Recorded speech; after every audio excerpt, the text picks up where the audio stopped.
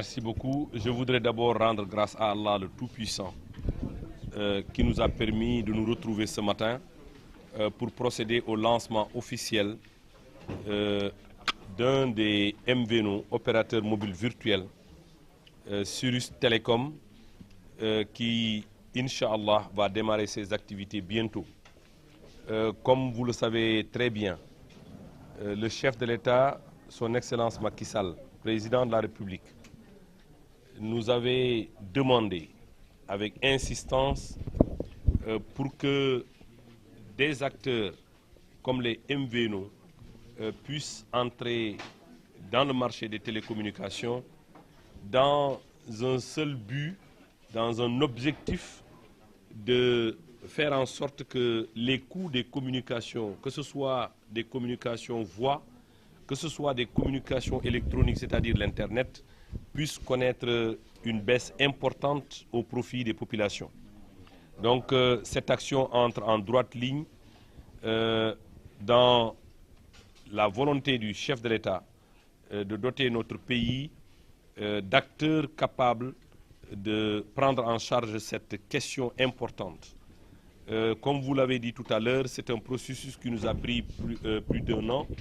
Nous l'avons lancé il y a de cela plus de 12 à 13 mois et nous sommes aujourd'hui réunis pour procéder au lancement officiel avec, comme je l'ai dit tout à l'heure, l'opérateur Sirius Telecom.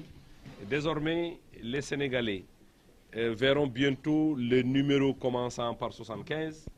Ils avaient l'habitude d'avoir des 77, des 76, des 70, des 78. Mais quand ils verront un numéro 75, il faut comprendre qu'il s'agit d'un nouveau opérateur, mais cette fois-ci un opérateur virtuel. Cela va contribuer à augmenter l'éventail de choix des consommateurs. Les consommateurs auront désormais la possibilité de choisir entre les 3 opérateurs ou les 4 titulaires de licence, de choisir un opérateur qui est un opérateur virtuel qui s'adosse notamment sur l'un de ces opérateurs titulaires de licence. Pour ce qui concerne le cas de Sirius Telecom, Sirius va travailler avec Saga Holding Africa Limited qui a le nom commercial Tigo. Et ce partenariat permettra également de rendre accessible l'offre de services innovants, mais également de baisser les coûts des communications, que ce soit des communications voix, que ce soit des communications Internet. Donc je disais tantôt, la mission de l'autorité de régulation des télécommunications et des postes, c'est de rendre tout cela possible en veillant à ce que la réglementation en vigueur soit appliquée dans toute sa rigueur. Nous ne manquerons pas d'accompagner cette nouvelle dynamique, qui est une dynamique importante pour notre pays. Aujourd'hui, après avoir lancé officiellement l'entrée d'un acteur dans le paysage ou dans, dans le secteur des télécommunications, il faut noter que nous sommes le premier pays africain de la sous-région à avoir procédé de la sorte.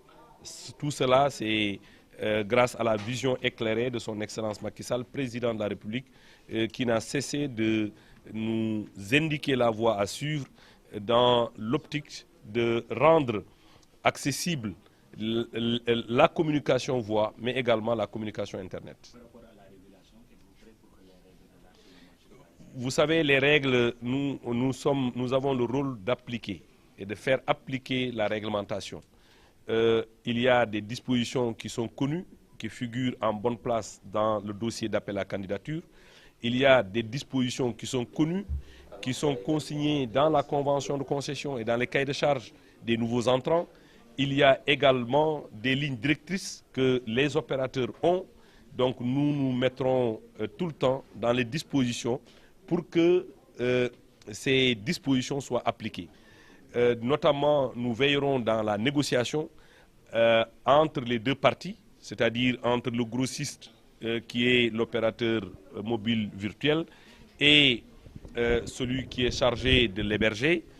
Nous veillerons à ce que les tarifs soient conformes pour que le détaillant puisse également y trouver son compte. La dernière fois, le président de la République, son Excellence Macky Sall, disait il faut que les grands puissent aider les petits à se développer. Il faut également que les tarifs de communication puissent connaître une baisse pour que nous puissions développer ensemble ce qu'il convient d'appeler l'économie numérique. Un pays ne peut pas se développer sans le développement de l'économie numérique. L'économie numérique est un des piliers moteurs de la croissance. Donc c'est la raison pour laquelle le président de la République a insisté là-dessus.